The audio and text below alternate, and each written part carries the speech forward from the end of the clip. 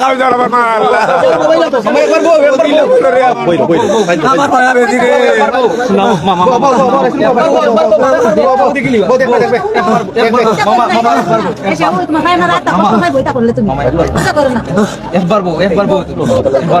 हाँ दी बने अपनी नहीं ला और भाई ना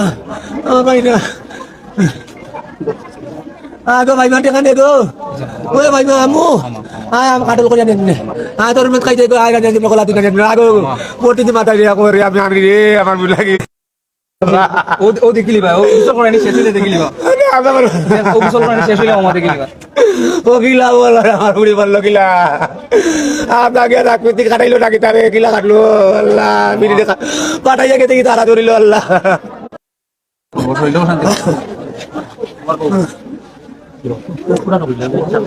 অফিসার আইছিল আমরা বলছি তারপর আমার বাচ্চারে মারছে আমি বিচার চাই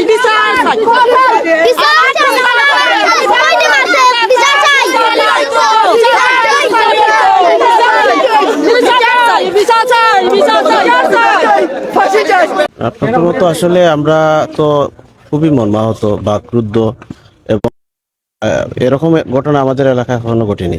আমরা সবাই হতবাক যে 4 বছরের এরকম একটা নিষ্পাপ শিশু সে নিখোঁজ হলো। তারপরে দুদিন পেরিয়ে গতকাল শুক্রবার ভোরে এই ফুসকুনির পারে পুকুরের পারে তার সুখে সবাই কাতর। আমরা বুঝে উঠতে পারতেছি না যে এরকম একটা শিশুর মানে কি হলো। তার বাবাও একেবারে সহজ সরল একজন মানুষ, সবাই এই এলাকার যারা আছে তাকে একেবারে মাটির মানুষ হিসেবে সাথে বা তার পরিবারের কারো শত্রুতার জন্য এরকমও বিষয়টা না। তো আমরা আসলে এই ঘটনার সুষ্ঠু তদন্ত সাপেক্ষে যাতে দ্রুত এই ঘটনার রহস্যটা উন্মোচিত হয় এবং এই ঘটনার সাথে কারা জড়িত তাদেরকে শনাক্ত আমরা এলাকাবাসীর পক্ষ থেকে দাবি জানাচ্ছি এবং আমরা প্রশাসনের কাছে জোর দাবি জানাই যে এই বিষয়টা যাতে তারা গুরুত্ব সহকারে নিয়ে তদন্ত করেন এবং দ্রুত এই ঘটনার রহস্য উন্মোচন এবং এর সাথে কারা জড়িত, কেন এমন ঘটনা, এটা আমাদের এলাকাবাসীর জন্য একটা কলঙ্কের বিষয় হয়ে দাঁড়িয়েছে। কারণ আমাদের এরকম কোনো নজির নেই। সব পরিবার বাচ্চা কাচ্চা নিয়ে একটা আতঙ্কের মধ্যে রয়েছে। তো আমরা এর সুষ্ঠু বিচার চাই এবং তদন্তপূর্বক দোষীদের আইনের আওতায় দ্রুত নিয়ে আসার জন্য আমরা দাবি জানাই।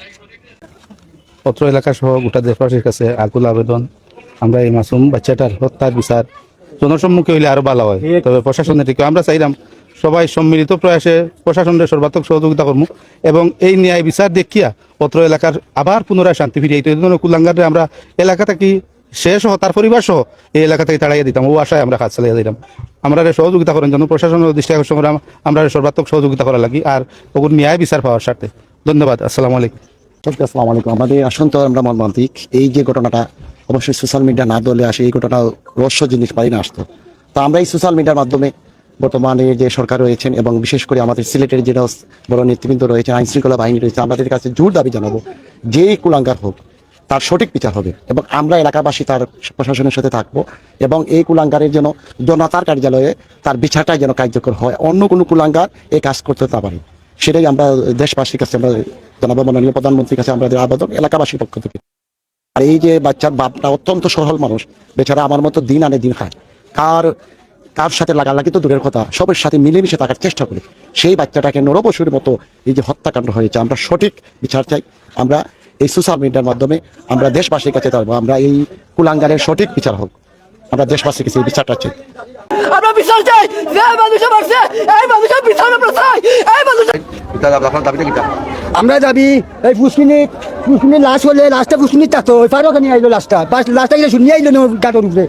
আমরা ও বিচারটা আমরা চাই জনগণের গেছে 8 নম্বর কান্দিকা ইউনিয়ন শুনা তুলা